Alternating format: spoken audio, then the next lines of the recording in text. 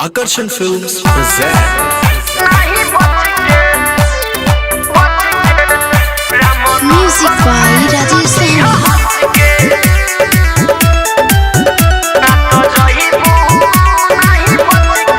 दिल्ली हो दिल वाले के पटना हो पराधान के बेतिया में ओहे जन लेली हो सटांग के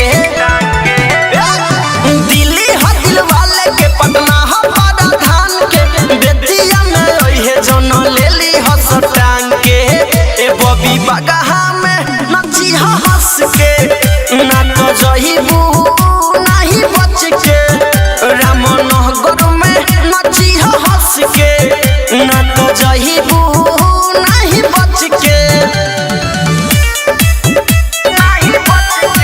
Real Recording Studio Narkatiyaganj.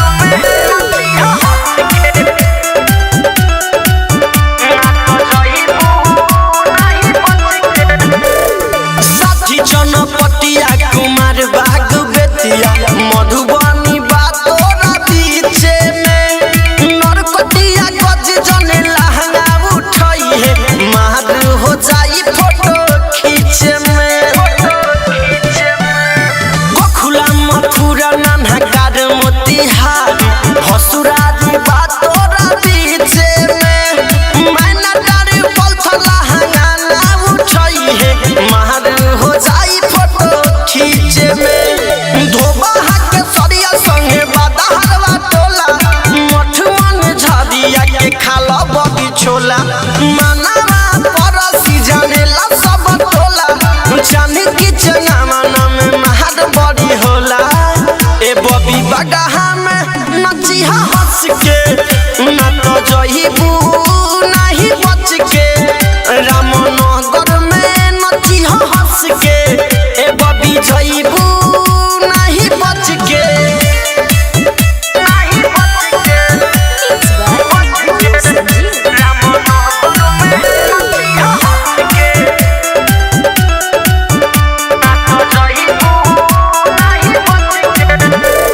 सबनी बेला सुपुरी करेला पीछा बेलवा के इच्छा पुराई दीहा बैकुठपुर नोट डाली ओही में बिरजस से खूब डलवाई लीहा तकिया डुमरिया है अजुआ पिपरा मुरली में इच्छा पुराई दीहा भैरो कचर घरवा चूड़ा पकड़ी चोली में नोट डलवाई हो डाली राम बलि खरो पोखरा खरो कोची सबे देवा राज वाला ढोड़ी तो खोजी माना हमर बात गरम भाई आज पारा कबही से कहतानी चल होने आरा ए बबी बगहा में नची हंस के